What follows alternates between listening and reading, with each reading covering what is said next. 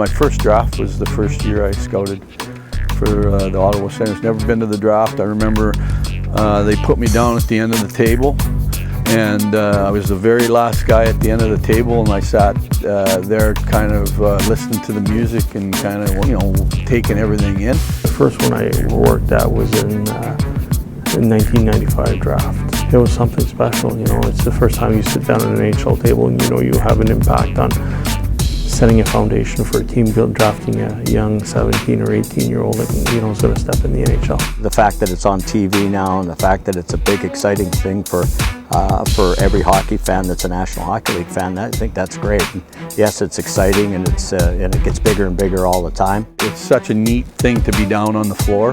You're part of the NHL. It's pretty exciting. There's a buzz about the draft, how, you know, possible trades, who's going to get picked, player movement.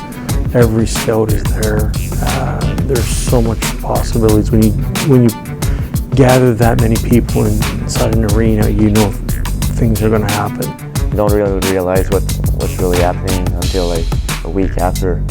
But I was willing to go anywhere, but to land here and to be here and now be part of the team, I mean, it's such a great feeling.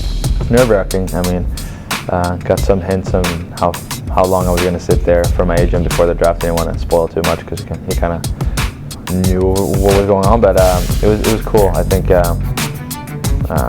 just being a part of that and being able to go as high as I did, it's a cool experience, and to be able to share that with the family as well. I was at breakfast with some buddies. I knew the draft was going on.